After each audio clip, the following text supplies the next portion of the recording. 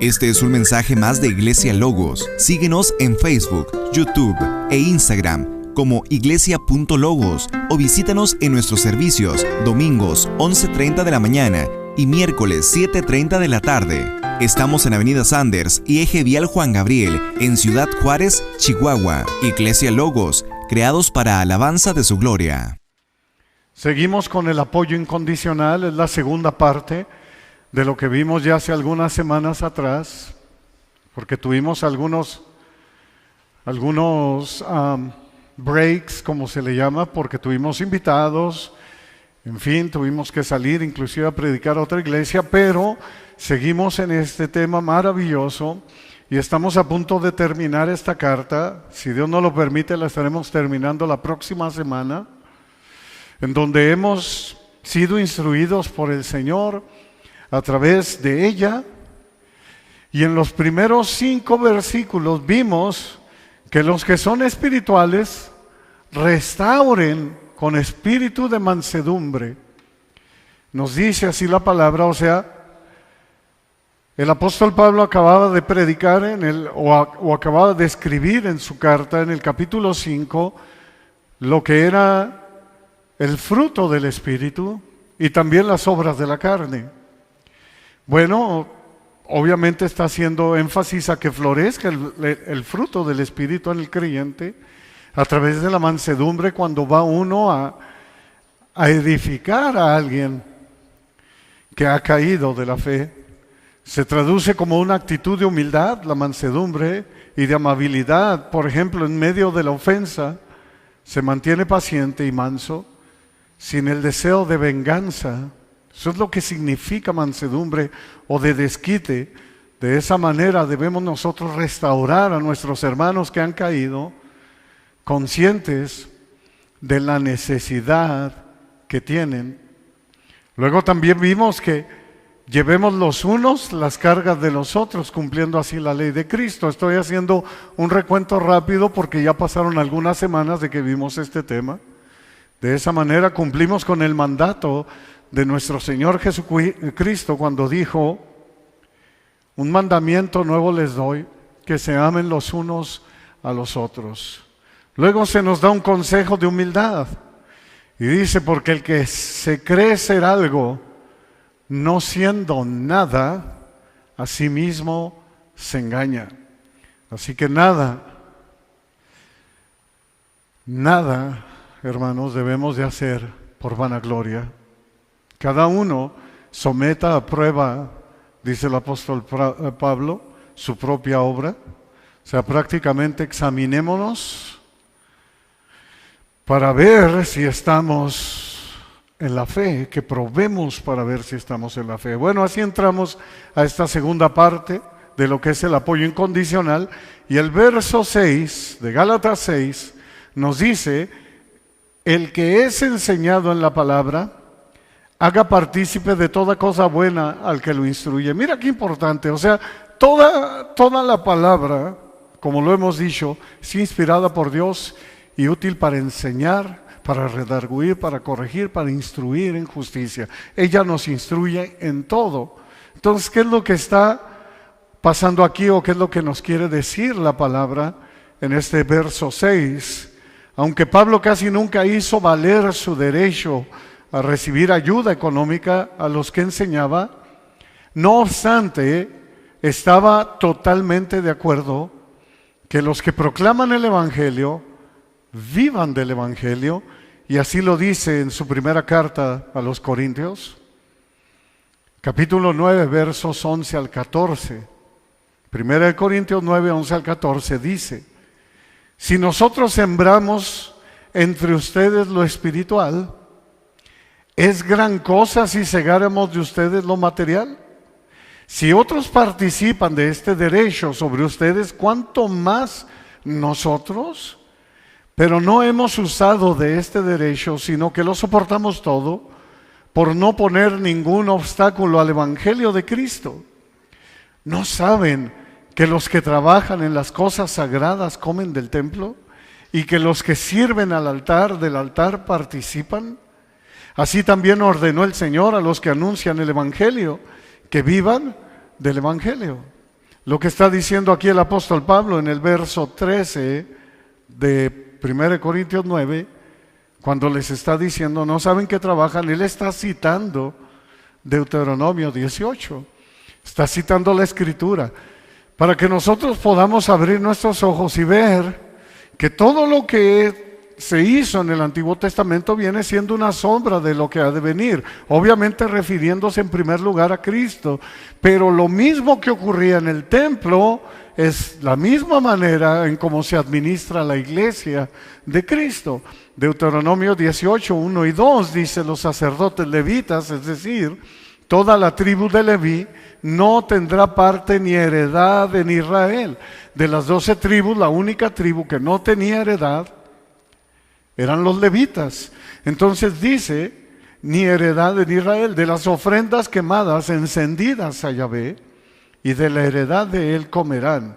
No tendrán pues heredad entre sus hermanos. Yahvé es su heredad, como él les ha dicho. Pablo está haciendo ver que también los ministros son parte de la iglesia y deben ser apoyados incondicionalmente. No porque él lo diga, sino porque Dios lo estableció. Ahí lo vimos en Deuteronomio 18 y también Números 18 lo dice así, Números 18:8. Dijo más Yahvé a Aarón: he aquí, yo te he dado también el cuidado de mis ofrendas. Todas las cosas consagradas de los hijos de Israel te he dado por razón de la unción, y a tus hijos por estatuto perpetuo. Pablo está empleando este término para describir ahora el Evangelio. Así también ordenó el Señor, dice, a los que anuncian el Evangelio, que vivan del Evangelio. Es lo que dice en 1 Corintios 9:14. Es el llamado que Dios hace al ministerio. Por eso la misma palabra nos dice en Romanos 10:15, y prestemos atención. Romanos 10:15, ¿y cómo predicarán si no son enviados? Como está escrito, cuán hermosos son los pies de los que anuncian la paz, de los que anuncian las buenas nuevas. Esto se refiere a que el pueblo de Dios debe apoyar incondicionalmente a los que predican las buenas nuevas. Esto es bien importante, hermanos, que nosotros lo podamos entender, que todos nuestros hermanos que inclusive invitamos a predicar son gente que trae las buenas nuevas y nosotros tenemos que bendecirlos. Los mismos principios que se ejercieron en el sacerdocio y el templo son los que se ejercen ahora en la iglesia y con los ministerios de nuestro Señor Jesús. Leemos en los evangelios de Mateo, capítulo 10, verso 10, y en Lucas 17 es el mismo. Dice que los comisionó y les dijo: el obrero es digno de su salario. No se los voy a leer ahorita todo, porque nos iríamos un buen tiempo en esto, pero esto es lo que dice el apóstol Pablo. De esto es de lo que está hablando. Esto es lo que el apóstol nos está enseñando cuando dice: el que es enseñado en la palabra, haga partícipe de toda cosa buena al que lo instruye. Pues es parte de lo que es el apoyo incondicional.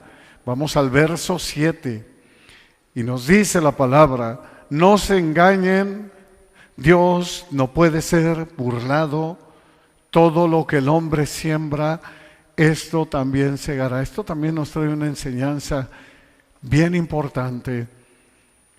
Qué maravilloso ha sido nuestro Dios, porque nos ha instruido a través de su palabra, a través de los siglos, a todos los creyentes, iniciando desde el primer siglo, desde que el apóstol Pablo escribe esta carta a los Gálatas. Dios no puede ser burlado. ¿Podrá alguien burlarse de Dios? Claro que no. Entonces dice Pablo: no se engañen, no se engañen. No pierdan su tiempo creyendo que están engañando a Dios o que se están burlando de Dios, porque no puede nadie burlarse de Dios. El que se está engañando es a uno mismo y uno mismo se está burlando de uno mismo. No es de Dios.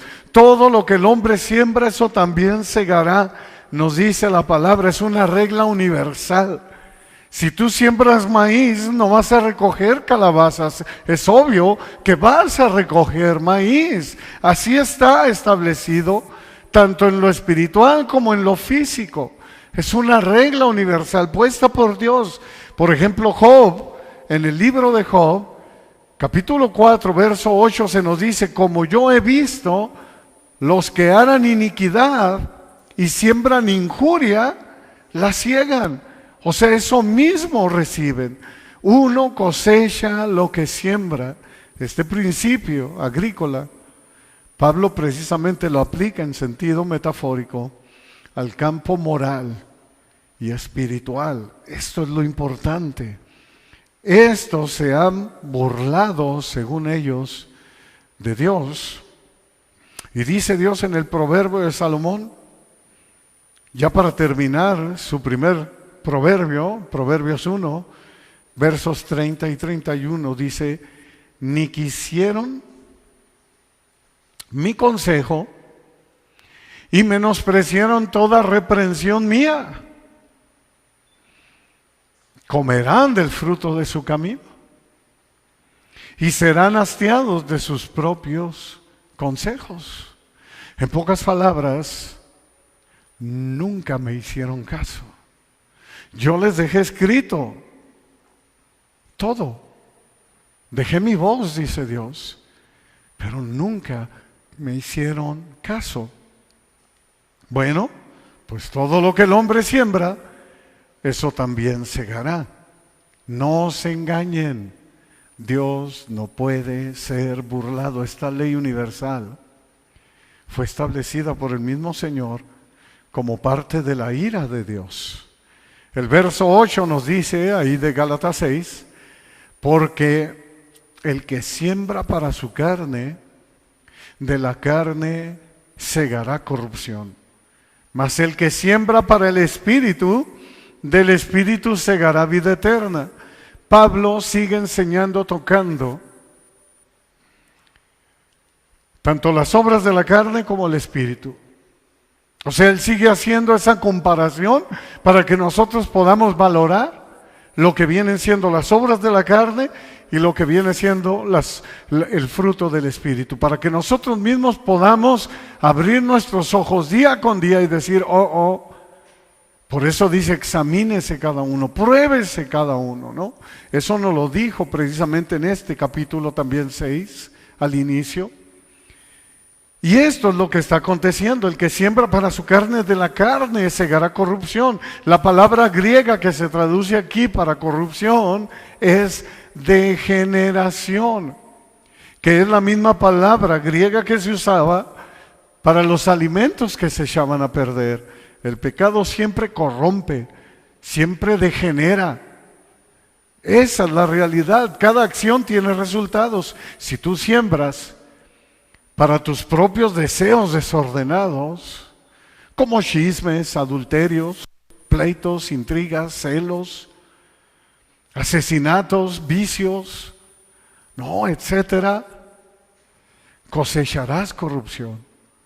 Te irás corrompiendo, te irás degenerando poco a poco. Y esto es lo que nos está advirtiendo la palabra. Si tú no pones un freno y dices, no está bien como yo estoy llevando mi vida, te vas a ir corrompiendo, te vas a ir degenerando.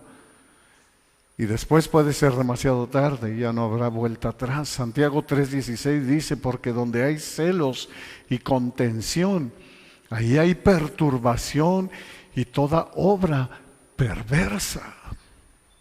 Esa es la realidad. El que siembra para la carne, de la carne va a recibir corrupción, se va a degenerar.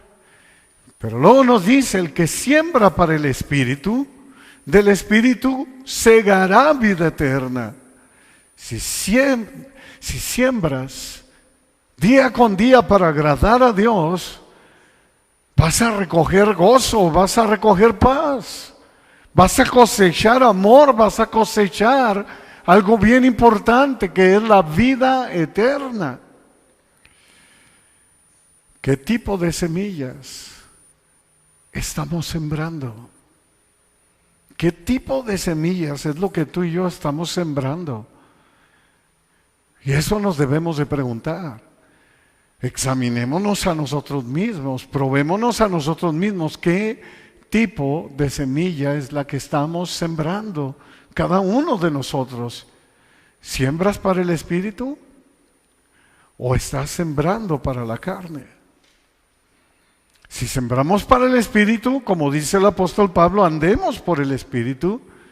Colosenses 2, 6 y 7 nos dice, por tanto, de la manera que han recibido al Señor Jesucristo, anden en Él, arraigados, mira, y sobreedificados en Él, y confirmados en la fe, así como han sido enseñados, abundando en acciones de gracia. Es lo que Pablo ha hecho hincapié en esta carta a los Gálatas. Que nos saturemos de Cristo, que veamos a Cristo como la única fuente de salvación. Andemos por el Espíritu, andemos en Cristo, arraigados y sobreedificados en Él.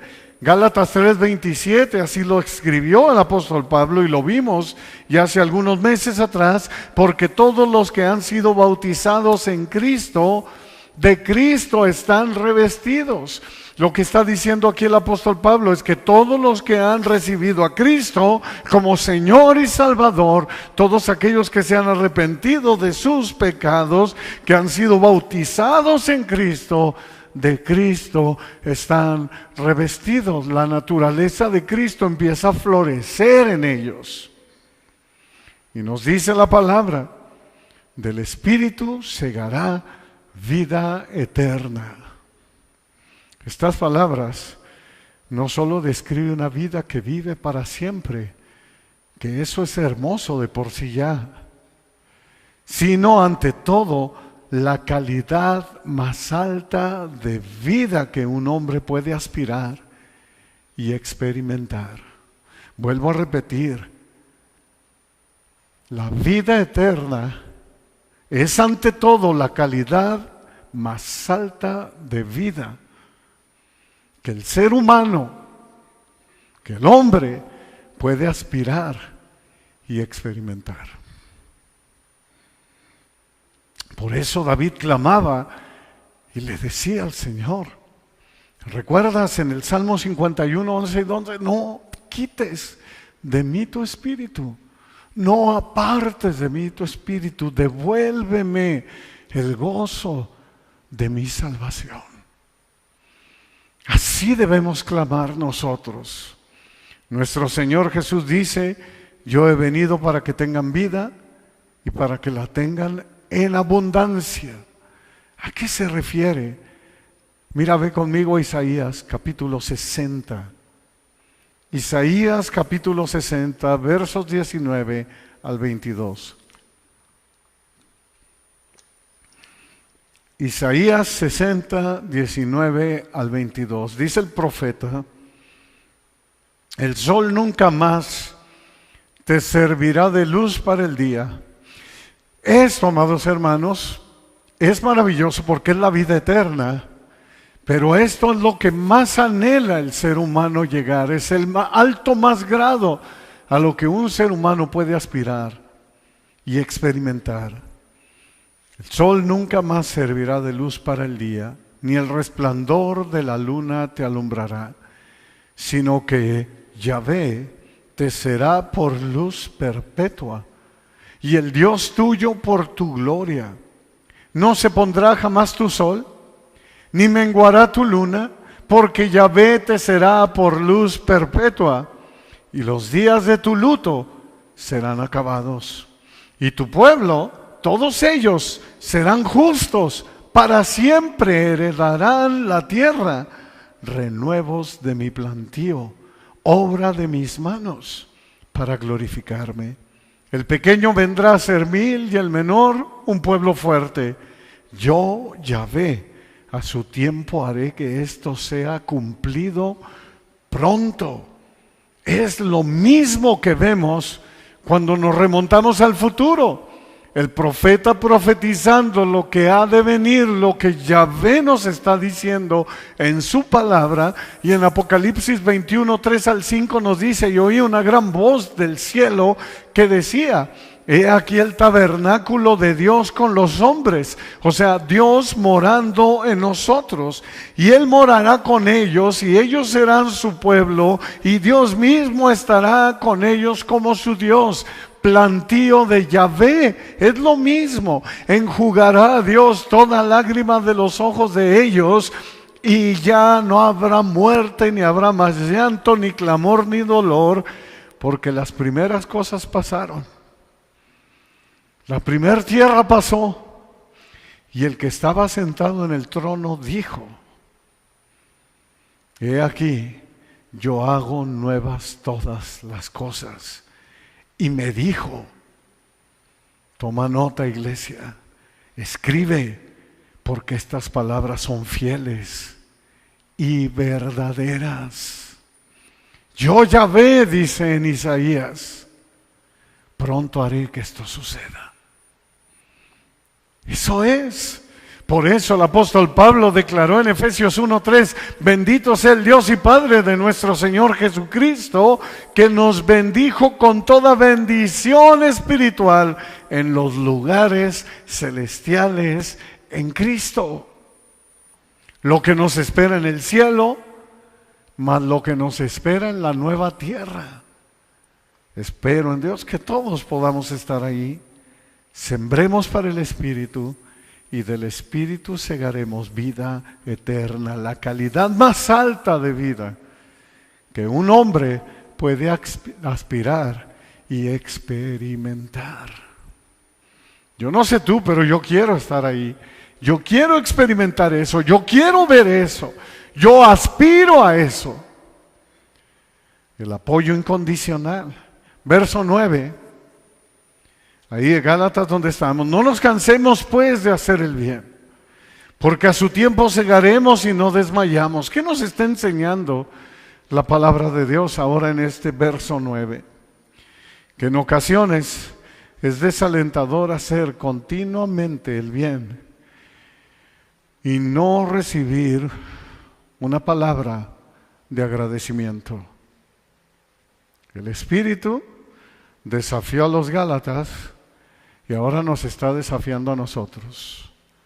Sí, a la iglesia del 2022, a la iglesia Logos, nos está desafiando a todos los creyentes. Lo ha hecho a través de los siglos. No nos cansemos pues de hacer el bien. Tal y como lo dice también a la iglesia de Corintios. Mira lo que dice 1 Corintios 15:58.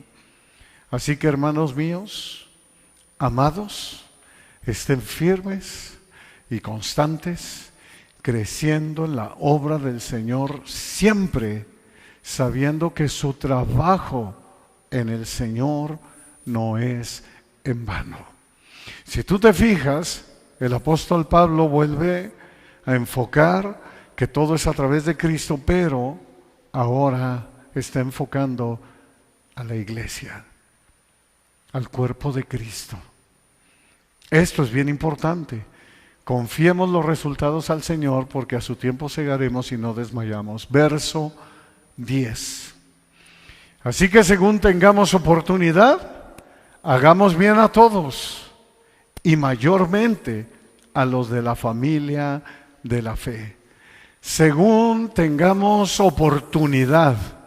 No está diciendo ahí cuando puedan. Esto es bien importante. Por eso a veces es importante tener esas Biblias de estudio y saber lo que dice, inclusive lo que dice el original griego con estas palabras, que nos está enseñando el Espíritu con esta palabra de oportunidad. Es una palabra griega, toma nota, y se me hace que está ahí, que se refiere a un periodo de tiempo determinado y fijo, no a momentos ocasionales.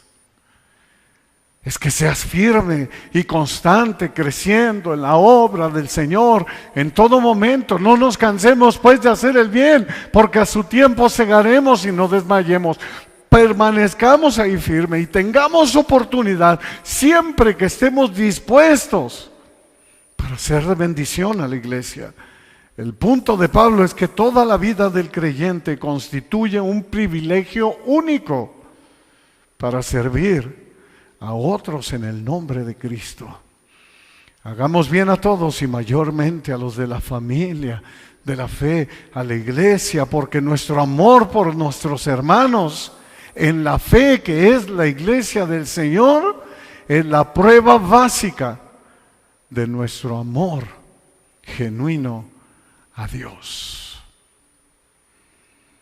Es así de simple. Es así de importante la iglesia del Señor para Él. Tan es así, por eso le dice: Saulo, Saulo, ¿por qué me persigues? ¿A quién? A Cristo.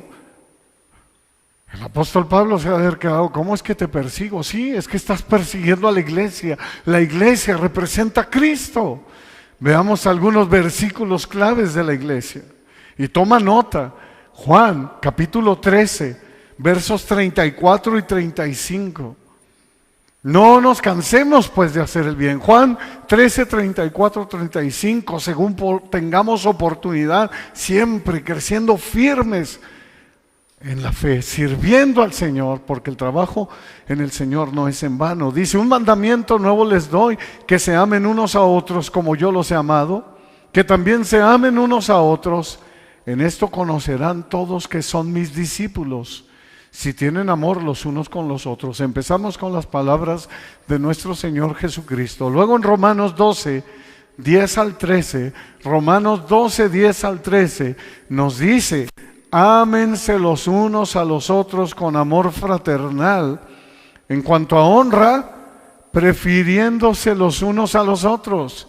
En lo que requiere de diligencia, no perezosos, fervientes en espíritu, sirviendo al Señor, gozosos en la esperanza, sufridos en la tribulación, constantes en la oración, compartiendo para las necesidades de los santos, practicando la hospitalidad. Esto nos debe caracterizar, hermanos. A la iglesia del Señor, esto es lo que nos debe caracterizar. La iglesia es sumamente importante. Tu servicio a la iglesia, que es el cuerpo de Cristo, obviamente es tu servicio a Dios. Hoy en día las redes sociales están siendo bombardeadas con mensajes como este. Ahí te van 3 nomás que me encontré en esta semana. Yo amo a Dios, pero no amo la iglesia. Ese es el primero. Escucha para que veas hacia dónde va encaminado esto. Número 2, mensaje número 2. Si tú necesitas de una iglesia para ser bueno, es porque no eres bueno. Si tú necesitas de una iglesia para ser bueno, es porque no eres bueno. ¿Cuántas veces que compartes el mensaje a una persona, que es lo primero que te dice? Pero pues yo no soy malo. No, pues si yo nunca he matado a nadie, ¿no? O sea, fíjate hacia dónde los está engañando el enemigo. Mensaje número 3. Yo no necesito congregarme para ser cristiano.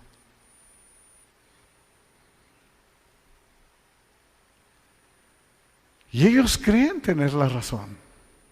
Y no lo dudo, y algunos de los que escriben estas cosas sean cristianos que ahora con la pandemia se separaron de la iglesia y se autojustifican. Primera de Juan 4, 20 al 21 dice: si alguno dice yo amo a Dios y aborrece a su hermano, es mentiroso. Punto.